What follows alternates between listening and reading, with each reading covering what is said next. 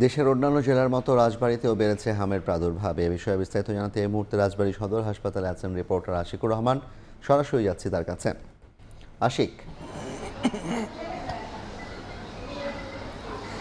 সকাল সকাল মৃত্যুর খবর দিয়ে শুরু করতে হচ্ছে।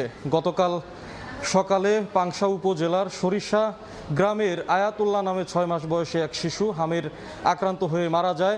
ফরিদপুর মেডিকেল কলেজ হাসপাতালে চিকিৎসাধীন অবস্থায় শিশু আয়াতুল্লাহ মারা যায়। একটি প্রশ্ন আসতে পারে যে ঘরের কাছে আধুনিকৃত রাজবাড়ী সদর হাসপাতাল থাকতে ফরিদপুরে কেন আয়াতুল্লাহকে যেতে হলো? আসলে এই রাজবাড়ী সদর হাসপাতালের বাস্তবতাটাই এমন। এখানে চিকিৎসা ব্যবস্থা অত্যন্ত নাজুক।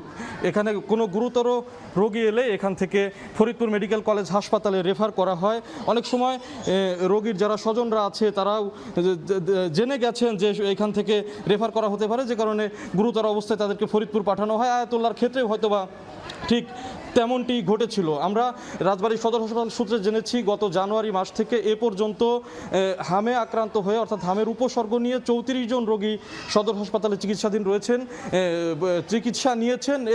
ঠিক এই মুহূর্তে সদর হাসপাতালে 5 জন শিশু রোগী তারা হামের উপসর্গ নিয়ে শিশু হাসপাতাল এই সদর হাসপাতালের শিশু ওয়ার্ডে রয়েছেন। এখানে কিন্তু আলাদা কোনো আইসোলেশনের ব্যবস্থা নেই। আমরা যেটি দেখেছি এটি নিয়ে একটি উদ্বেগ প্রকাশ করেছেন অভিভাবকরা। এছাড়া এখানে এই হামের যে শনাক্ত, এই শনাক্তের ব্যবস্থা নেই, যে কারণে এখান থেকে ঢাকায় নমুনা পাঠানো হচ্ছে। ঢাকায় নমুনা পাঠানোর পর কয়েকদিন লেগে যাচ্ছে এই হামের শনাক্ত করতেই। তো এই বিষয়গুলো নিয়ে আসলে অভিভাবকরা উদ্বেগ প্রকাশ করেছেন। তো আসলে এখন আমি এই রাজবাড়ী জেলার যিনি সুপারিনটেন্ডেন্ট ইপিআই সুপারিনটেন্ডেন্ট আছে তিনি আমাকে জানিয়েছেন যে আগামী 20 এপ্রিল থেকে রাজবাড়ীতে হামরুবেলার টিকাদান কার্যক্রম শুরু হবে। তারপরে হয়তো হামের প্রাদুর্ভাব অনেকটাই কমে আসবে। তো এই ছিল আমার কাছে রাজবাড়ী সদর হাসপাতাল থেকে সর্বশেষ।